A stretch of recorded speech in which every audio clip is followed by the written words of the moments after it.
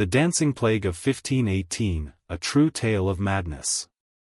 In the summer of 1518, the city of Strasbourg, nestled on the banks of the Rhine, found itself a witness to an eerie, uncontrollable force. It began with a woman named Frau Trophia, whose body, one fateful day, seemed to rebel against her own will.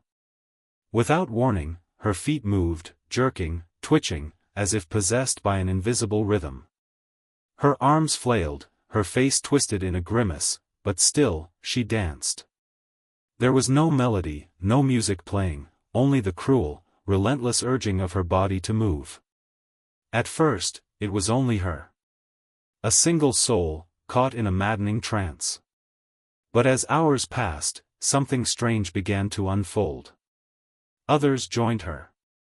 Slowly, almost as if drawn by an unseen thread, they too began to dance, their movements erratic and desperate. Men, women, even children, each one bound to the rhythm of a music that no one else could hear, each one twisting in agony. There was no stopping them. They danced for hours, then days. Feet battered against the cold cobblestones, bodies fell to the ground, yet the madness did not cease. Desperation spread like wildfire through the city as more and more joined the dance, driven by an urge beyond comprehension, beyond reason. Some danced themselves into collapse, others collapsed and were left behind as their limbs jerked uncontrollably. As the days turned into weeks, the city's leaders, desperate to end the nightmare, turned to physicians. But their efforts were futile. What plagued the people of Strasbourg could not be explained. One theory suggested it was the ergot fungus, a hallucinogenic mold that grew on rye and could cause violent convulsions and madness. But no one truly knew what caused this strange, terrifying affliction. The city turned to the divine.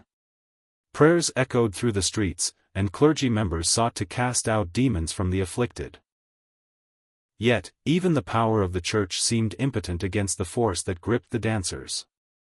The madness had no reason, no sense, no mercy. Each dancer's face was a portrait of exhaustion and terror, their movements frantic and wild. Some fell to their knees, too weak to continue, only to rise again and join the macabre rhythm once more. Even those who collapsed in a heap of broken bodies, their legs twitching uncontrollably, could not escape the grip of the dance.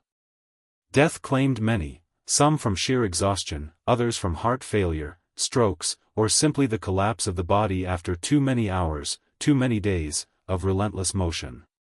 The madness was relentless, but then, just as suddenly as it had started, it ended. The dancers fell silent. The music ceased. The city, battered and broken, was left with only the haunting memory of a plague that defied explanation, that defied reason.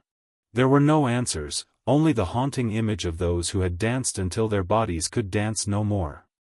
The plague had taken its toll, and it left behind questions that would never be answered. Was it the ergot? A hallucinogen that caused people to lose their minds? Or was it something else? Something darker, something that gripped not just the body but the very soul of the city? In the years that followed, Strasbourg would never forget the dancing plague, the strange, terrible event that claimed lives, ruined minds, and left behind only the memory of a rhythm that could not be stopped. No one knew where it came from or why it happened, but one truth remained: there are forces beyond our understanding, forces that come and go without warning, and leave behind only silence and the echo of steps that will never be forgotten.